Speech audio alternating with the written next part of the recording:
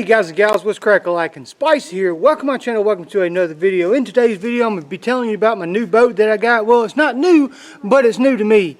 Y'all see in the last video, that it is the 14-foot, 54-inch wide V-bottom boat. Got my little helper here. Major, where'd you go? Come here. Got my little helper here with me today. She's going to be kind of watching what I do. What do you got? You got a flower? Yeah. Let me smell. Ooh, that smells so good. Tell everybody, say hey everybody. Hi. Alright, so I'm going to show you the boat, kind of show you what I've done. I done this yesterday, and then after I done this, I washed the whole bottom boat with soap and water. So everything's clean. It's just I'm ready to go now with the next step. But let me show you what I did. Alright, so what I got here, a little drill, and on the end of it, it's got a little wire brush. And as you can see on the boat, there is a lot of rivets on this boat, all up and down. So basically all I did was on each rivet, I went ahead and just buffed it out. Buffed all the paint all the way down to the bare aluminum. And I done that on every rivet of the boat except for the back. But every rivet is, you know, completely cleaned. I'm going to put that seal all over every rivet. But first what we got to do today is, if you can see on this bottom, this middle rib, it's been caulked before with some kind of sealant. Well, I think I have some kind of leak somewhere in that bottom rib. So I'm going to put some seal all the way down the bottom of this rib. That'll help me seal this rib up, and I'll show you what I got to do that with. This is what I got, marine silicone sealant for top or below the water.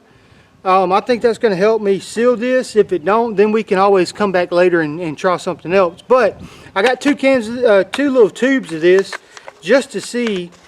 Well, I want to make sure it fills up everything. But I like this. I've read a couple reviews on it, and they said it works for them. So why not give it a try? I was going to do JB Weld all the way down the rib, but I was like, no, this is going to be too much work. Then I have to go buy more JB Weld because I didn't have enough to cover everything. And this was just a little bit cheaper. Comes with this little squirt nozzle, and you can see you can chop it down to any size you need. So I'm gonna just chop it off right there at the tip, and that way be a nice little bead all the way down that edge. So I'm going down the seal, or where this rib is, and I just want a nice even coat of this sealant on there. And this is clear, so it's not going to dry white or anything like that. But that's what I'm doing, and I can tell already I need to make my hole a little bit bigger. That's a little better. Alright, so I want to make sure it gets on the rib and the boat. I'm going to go all the way down this rib. Alright, so it is the next day. Got that middle rib all, got that seal all the way down the back end of it. And I had a couple screw holes in the back that I put some of that seal in as well. It turned out really good. Let me show you that right quick. I mean, it was clear seal, so you can hardly see it, but as I was putting it on there, I just kind of rubbed my hand on it, my finger on it, and laid it flat. So I went all the way from the very front to about right there, all the way to the very back. It did take 2 of those little tubes to get the whole boat done, or that whole middle rib done. So now what we're going to do, also after I got that dried, I flipped the boat over and I completely cleaned the inside of the boat. That way after I get done with my next step, I can go ahead and paint it. And it's going to be very simple. The outside is going to be OD green, the inside is going to be tan. I'm not going to do the stuff that I did to my last boat, like tape everything out and all that. It's just going to be outside OD green, inside desert tan. I like those two colors that was on the last boat, and I want it to be on this boat as well. So what we got going on now is this waterproof epoxy sealer and protector. That's what I'm going to be putting on these rivets right here. I went all the way down the boat just like I showed you and buffed every one of them out. So what we got to do now, so what I need to do now is take part B, this little can, and I got to put it in this whole entire part A can. The only thing I don't like about this is a one-time use can. So once I mix this, it'll take 6 minutes to mix, and then I have 30 minutes to use the mixture.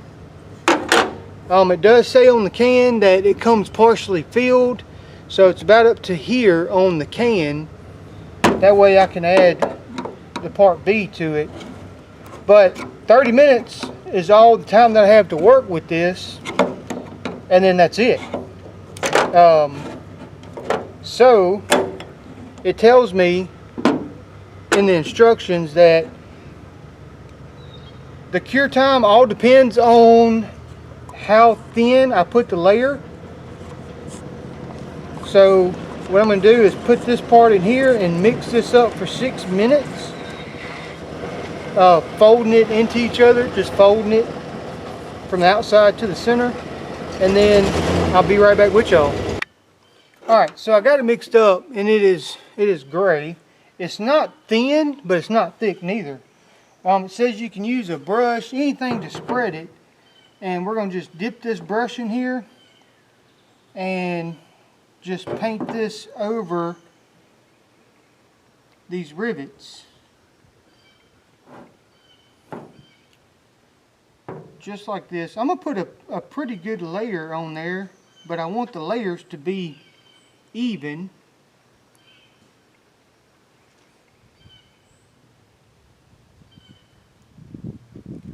And this is what I'm going to do to every rivet. So let me get this done, because like I said, I only got 30 minutes of work time. And then I'll come back and show you everything once I get done. Alright, so we got everything epoxied in. This is still a little tacky, but it's setting up pretty good. Now the stuff in the jar, it's hard as a rock. So that's set up, and when I was holding that can got extremely hot. Yeah, like the two agent, God dog, it's still hot. The two agents, I guess, you know, combining together, it caused a reaction in that can. So don't do as I do. Let me make a mistake and then learn from it, because I think I put this stuff on way too thick. Because when I was first putting it on up here on the front, that stuff was running like all get out, and I had to keep going back and mop up little run spots. So as I was going down the boat, I was putting a little bit lighter coats on, maybe a little bit heavier on some of my harder parts, but mostly it started, I was just putting it on kind of light. And then we'll let this sit. It's got to sit 24 hours, and we'll set this thing in water and see if we have any leaks. So tomorrow we'll be seeing if we can get in the water. I'll see you then. Hold on. Alright, so it has been 24 hours since I put the that epoxy stuff on the boat, and that stuff is, I mean, hard as glass. So that did pretty good. I still had to come back after I done everything. I had to come back and started wiping up runs. It did run because it wasn't, it was thick but not thin, but not too, you know, it wasn't thick enough to where it wouldn't run.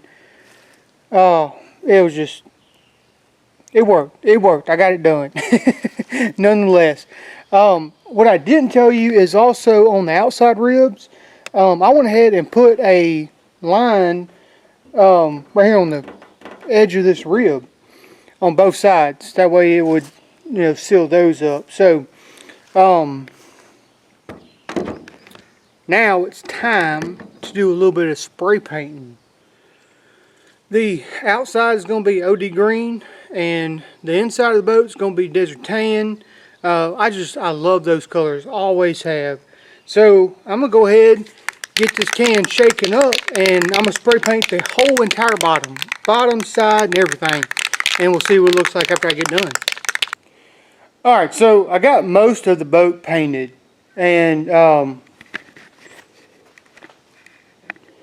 got all of the outside painted, and then the inside of the boat I got painted, but I didn't do the seats, and I still haven't done the rim of the boat. Now I know I said I didn't want to do a whole lot of different spray painting, but as I was spray painting I was like, man, this will be alright. Let me just go ahead and do some different colors. So what I got planned is the rim of the boat is going to be black. And then my seats are going to be OD green, same as the outside. The reason why I didn't do that yet is because I don't have any newspaper to lay down everywhere. I got tape, you know, I tape it all off. But that's what I'm going to do. The seats are going to be OD green. The rim of the boat is going to be black. And I just sent in to get the hull number for the boat. So that should be in next week, and then I have it registered. So this is going to be the end of the video for getting the boat set up. I actually have it hooked up to my truck. I'm going to take it out today. I got the bottom done, got the bottom sealed. I'm going to take it out today, get in the water, and see how the boat feels with me in it. How the stability of it is, and all that. I won't have that on camera. We actually have lake wind advisories today, so the wind will be too bad to take my camera. But get that all done, and then whenever I get back this evening, pull it back out here in the shop and let it dry, and then finish up that painting. In the next video that you see, I will have my numbers on the boat. They will come in, and we're gonna get this thing set up and go fishing. Golly, we need to go fishing. Yep. Alright, well that's going to be it for this video. Hey, stay tuned. Tomorrow, Saturday, got a guy that lives close to me. He wants to meet up and go do some fishing. Oh man, I might actually catch me a real man bass this time. We'll see. I'm thinking maybe a catch and cook. Like I said, I've never ate bass before, so that'd be kind of interesting. Anyways, alright guys, thank y'all so much. I hope y'all enjoyed this video. Thank you for following along. This thing is looking pretty sweet already. I'll see y'all in the next video. Until then, remember, everybody has a little backwoods in them. I'll catch you later.